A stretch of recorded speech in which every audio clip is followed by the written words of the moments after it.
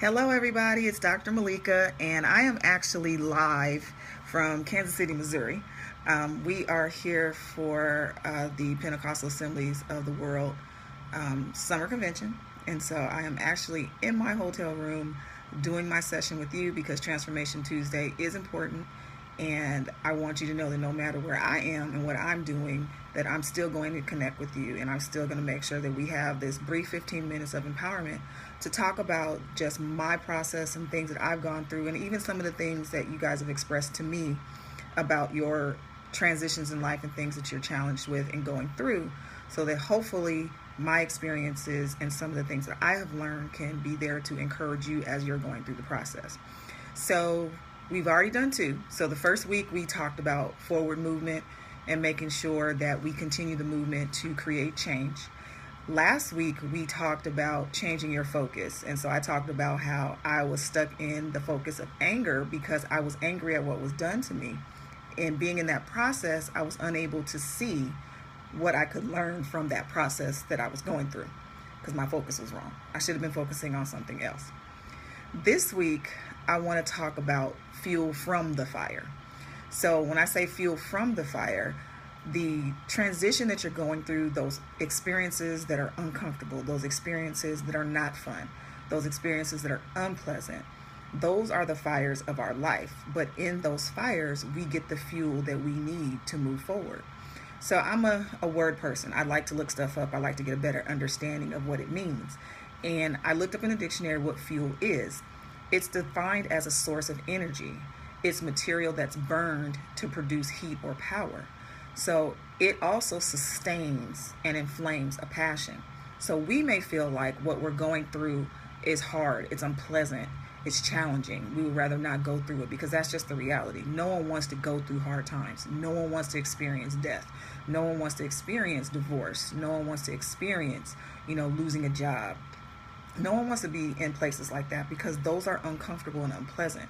But the reality is it's in those places and in those spaces that we're actually empowered and given a sustaining for the passion to go forward. So we have to look at, okay, what is the fuel? What are the situations and experiences that I'm going through or have gone through that I should be getting as fuel for my life going forward? For me, I talked about in my book Beginning Again, which is going to come out tonight right after this session, that the moment I was sitting in my living room knowing I could not pay my rent, knowing I had to pack my stuff up, knowing that I was pregnant and had no job, that situation was fuel. Of course, I couldn't see it in the moment because I was in the moment and I didn't see what it was that I was going through. The key part of the fueling is you have to get something that's going to ignite something going forward. So you can't get stuck in the place that you're at. You have to be able to take what you need. Things that are hot, it burns off all the unnecessary stuff, the stuff that cannot sustain itself, and only what is left is the thing that is essential. So you have to take the key things from that experience and take that with you going forward. So what was it that I could learn from being in a situation where I was about to be homeless, where I was pregnant, where I had a small child and had no job? What was the experience from that?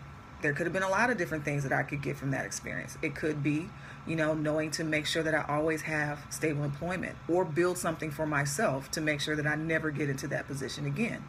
Another thing I could look at is to always make sure that I have sustained a savings for myself. Regardless if you're in a marriage or relationship, you need to make sure that you have something for yourself so that you're not left in a position to where you can be put in that position again. That could be a lesson I could learn going forward. That's fuel for the transition. The other thing you have to look at is that every experience that you go through should build on something new or teach you something new. You don't want to continue to go through the same situations over and over again. One of the hard things is when we go through unpleasant experiences that are sad, experiences that can make us almost feel depressed, is that we don't want to deal with what it was. We don't want to deal with how we felt. We don't want to deal with what that situation made us feel like. Suppressing something and not dealing with something is not going to make it go away. So you have to deal with and be honest in the moment with how you feel. If your marriage is breaking up, for whatever reason that it's breaking up, you need to deal with how you feel about that. Because even if you try to suppress it, if you try not to think about it, if you try not to deal with it, the psyche has a way of bringing stuff back up. It doesn't go anywhere, it doesn't leave. And it always comes back up in the most unopportune times. And so you'll find yourself dealing with this, having a breakdown in a moment, and you can't figure out, okay, where did that come from? You have to deal with it. You have to be honest. If you're mad, be mad and be honest with the fact that you're mad, but deal with that, because it cannot fuel you going forward unless you learn something from the experience that you went through. So another thing you have to learn about this is that these experiences allow you to know yourself better. One of the things I often talk about with my psychology students, and we go through just understanding ourselves, is emotional intelligence. And a lot of people actually lack that. They don't understand their emotional buttons. They don't understand their emotional triggers. They don't understand reading emotions in other people, and they don't understand it in a social situation. When you're going through hard times, when you're going through tough battles, rough experiences, it can allow you to get to know yourself in a way that you never thought you would know yourself. It could reveal a strength that's inside of you that you didn't realize you had. It could also reveal in you some places or deficiencies that you have that need to be worked on. It will reveal to you your true character. So you have to look at being emotionally intelligent. People that know me just know that I'm pretty good at knowing what my quirks are and what my buttons are. There's certain things that I know about me that I have worked on in the past years to try to work on, right? I know I don't have a poker face. I know that there's no way for me to hide how I really feel about a situation. And so I'm learning on how to do better with that, how to be able to temper my emotional reaction in the moment until I have time to work through thoughtfully, right, what is happening. That's part of emotional intelligence. I need to know that certain situations will trigger me, and when I feel triggered, okay, I need to take a step back and I need to deal with this, but I need to deal with this in a way to where I'm not in all emotions, right? I'm in my head. I can get in my head. I can be rational. I can critically think, and then I can do action on that particular situation. But that takes emotional intelligence. I have to be aware that that is something that's going to happen for me. And that is something that is necessary as you're going through these bad situations. You got to know you, and rough times reveal you better than the good times. You will have things, people around you, because you're not exposed to certain things or certain pressures or certain experiences, that makes it seem like that's you, but it really isn't. It's in those times when you don't have. It's in those times when you're at your last or don't have anything and you can't give anybody anything. You can barely give yourself something. That true character is revealed. That's when you find out who are your true friends. That's when you find out that you're stronger than you thought you were. And that was my experience. I never thought that when I was in that moment that I could come back from that. For me, I saw my life, and it was sad because I wasn't very old. I saw my life as being over. It's like, okay, here I am. I'm going to have 2 kids. I don't have a job. I'm not in school. I don't have a career. It was all of what I didn't have because I was stuck in the moment. But the reality is that sometimes those moments reveal more for us than we can ever truly expect for them to reveal. So I want you to learn how to get in touch with yourself while you're going through these transition moments. They will be hard. It will be times when you just need to kind of just stop and not do anything, because doing something could cause you to act out of character or act in a way that could bring you backwards instead of propelling you forward. The key is to always move forward. And sometimes in not moving, that is moving you forward. So you're going to have to realize when you need to take a step back and just stop. There may be some time when you need solitude and you need to just be by yourself. That's okay. And there's nothing wrong with taking, time to yourself to really get to know what is going on with you. But don't continue to feel like you have to be strong. You have to continue to do something. You have to keep moving, because if you're moving without purpose, then it has no progress. So move with purpose so that you can have progress. That's probably the key thing that will come out of this week's session. Moving with purpose makes progress. All right. If you don't get anything else from the session, I want you to get that. So the other thing I also want you guys to remember is that this stage and this process is something that could go for an extended period of time. It may not be just one experience in your life. You may feel a good portion of your life, 5 years, could be you stuck in this particular stage. But it doesn't mean that what comes out on the other side will not be more beautiful than what went in the beginning.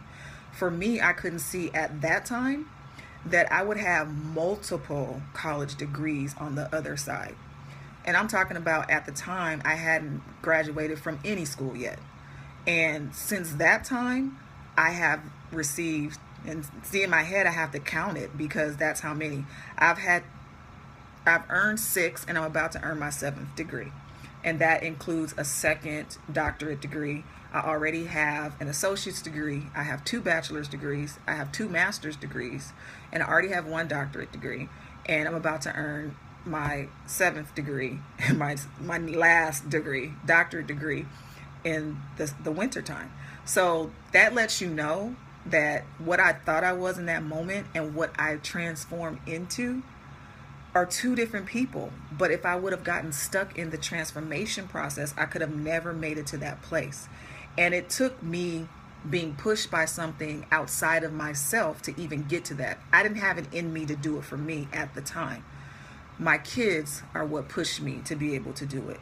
But the blessing in that is that because I wanted to do for them, I ended up doing for myself. And so sometimes you don't have the energy to do it for you, but you'll be willing to do it for someone who is dependent on you. That's fine too, as long as progress is being made, as long as changes are being made, as long as you are doing something. Move forward. So the last thing I want to leave you with, and I think the key for this week that came out, is that if there is no progress in what you're doing, you need to sit still. Sometimes it's okay to sit still and not do anything until you get clarity, until you get focus. So I'm going to encourage all of you guys. The ebook is available to be emailed out to all those people who signed up for the newsletter by last week, Tuesday. So they're fortunate enough that they get the ebook for free. So they'll be getting that this evening. For those of you who would like to purchase it, you can go to my website, low cost of $5.99. Email will be sent to you. It's called Beginning Again. And in the book, I talk about the process of fuel for the transformation because it's key. Those experiences that you go through give you the nourishment that you need to go through the process of the transition. You're going to need that. It's going to be energy draining. Some of the stuff that you have to go through is hard and it hits you hard. And so you're going to need that energy later on. And you don't even realize sometimes that they're fuel. I didn't realize going through that was fuel. But I can see it now because I have hindsight, right? Hindsight is 20/20. We can see very clearly after the fact. So you have to realize, don't get emotional. Don't react emotionally to the situation. If you need to take a step back, if you feel something's pushing your button, if you feel like something is triggering you, don't act in the moment.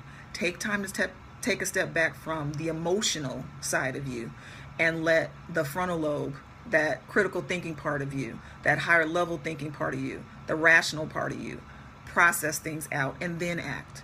And you'll find out that it'll make it a little bit easier for you to continue through the stage of transition because transition is important.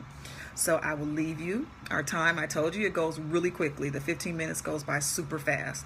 But I could not, regardless of being here in Kansas City, Missouri, could not let our Transformation Tuesday go by without connecting with you as normal.